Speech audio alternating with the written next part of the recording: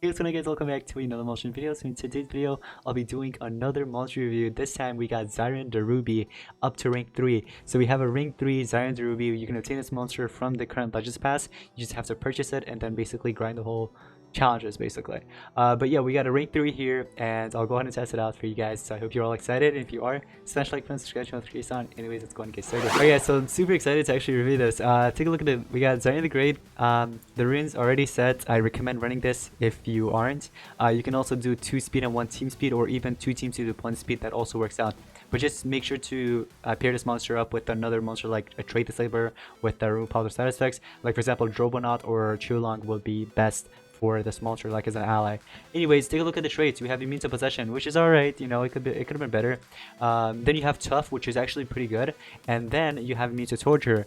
It's a status caster just for yourself.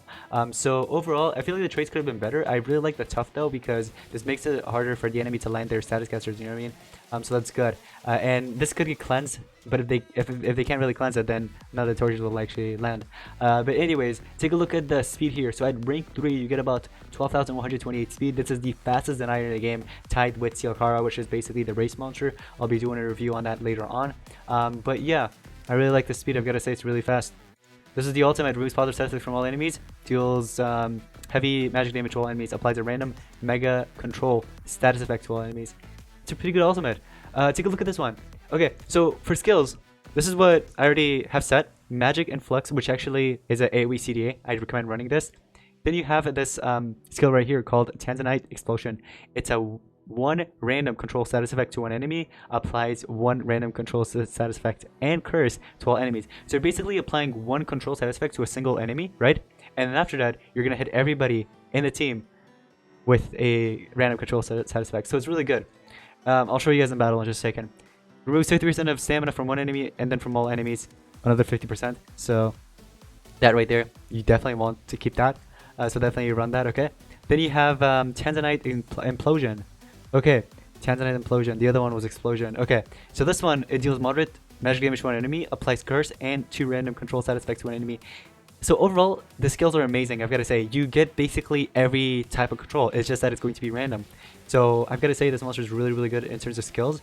I see that the stamina costs are about average, and also it's about 2 to 3 turn cooldown on basically most of his best skills.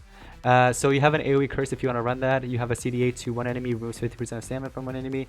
If you want to run those, you can, but I feel like these are his best skills basically to run. So I recommend running these skills. For relics, you get Mask as one of the options, okay? So if you have Mask, here are some options. You can do Dream's Mask if you want. You can do Tetsume's Mask. You can also do... Oh, that's another one. You can also do Eultron's Mask if you want to run that. Talonay's Mask. And last but not least, Jazzazar's Mask if you have that. Go ahead and give it, of course. I'm going to go back to what was equipped before, which was Jazzazar's Mask. Let's go with that. And then you also have Staff. Staff is the other option. Sigurd Staff, you can go ahead and give. Equalizer Staff also works out. Masher Staff, Pumteat Staff also works out. Last but not least, King of Atlantis.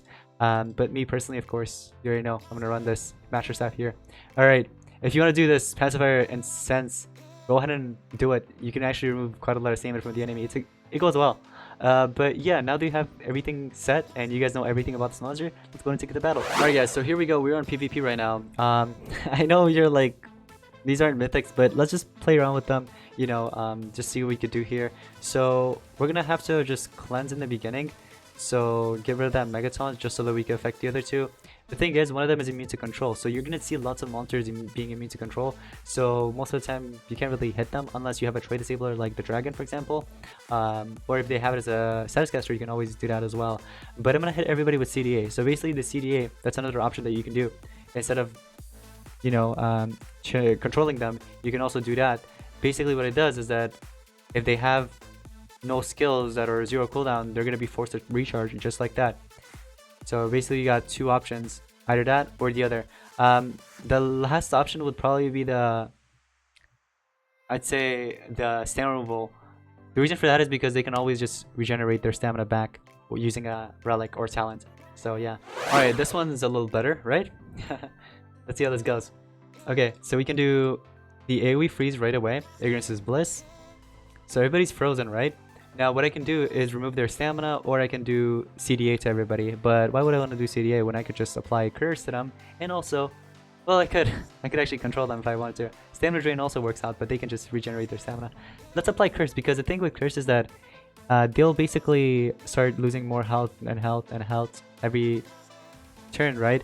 It's just gonna continue doubling up, which is really good. So while they're basically controlled, but what I could do is I could do Eternal Wings, and we can just trade disable them for fun. Alright, so there you go, you're still frozen. Now that it's my turn, I can go ahead and basically hit them with CDA just for fun. CDA is really good. Let me see. I can do Spirit Light and take down 2 of them with me. Not really with me, what am I saying? Just take them both down. And here we can just... How about we just have some fun? Recharge up. Recharge. And then this monster can go ahead and hit them with this Implosion. So I applied Possession, and I don't know what else that was, but I did something. We'll do Forgotten and take you down. Look at this guy. Look at Lord Nevatos' name, Lord MG. I like you. Alright. That's good. That's good. Alright, hopefully we can get the first turn and basically hit them with that AoE freeze in the beginning. Can we? Nope. Okay, it's okay. We can still hit you with Ignorance is Bliss though. So, there you go. Still take that AoE freeze. And now that it's my turn, what we could do is either remove stamina, or we can hit them with a curse once again. So basically every turn they'll continue taking damage. But the thing with that is that the monsters that are immune to basically tortures, you know, if they're immune to tortures, you can't really do much. It won't really land, you know what I mean? Only the other thing will land. Let me see what you got here. Soul Drag? We can't hit you, but no, you're gonna kill me. Let's do Spirit Retribution. We take you down. Unfortunately, no extra turn with that because I didn't kill it fully. Because Kill Streak had to kick in order for it to fail. But what we can do here is remove stamina from them. So as you guys can see, stamina's gone. There's no form of relic that will actually regenerate their stamina. So we one tap you. Kill Streak's gonna kick in now, and I can just one tap the ink right after that. But let's go ahead and play around here. We'll charge up. I know my dragon's dead next turn, but let's go ahead and apply 2 random controls, okay? So we apply the curse and 2 controls. One of them being is baby reversion, the other one was froze, and so on. There's so much more. So overall, how good is this monster? I'd probably, I don't normally do ratings, I guess not anymore. But if I really had to rate it, I'd probably, no, actually I'm not even gonna rate it, honestly. The thing is, it's a good monster, but at the same time, I don't know. I'd say maybe it's really good in Team Wars, but for PvP, you're gonna probably have to use a different monster, because lots of monsters are immune to control. You know what I mean? I know that you can just run a dragon or a Drobonaut with it, you know what I mean? But thing is, what if there's an Anticipation monster, right? Like Lord Nevatos or Poseidonia, and then there's Pangolier on the top, right? On the side, sorry. And then last but not least, you have like the hamster monster or the rat. You have that guy, right? One has Algeria with immune to freeze, can't really get affected. There's trade disable even if you run the dragon with it. So it's kind of hard, you know what I mean, to I guess fit this monster in the meta. But let me know in the comments what you guys actually think about this monster. I like it, but I feel like it could have been really, really good, like even better.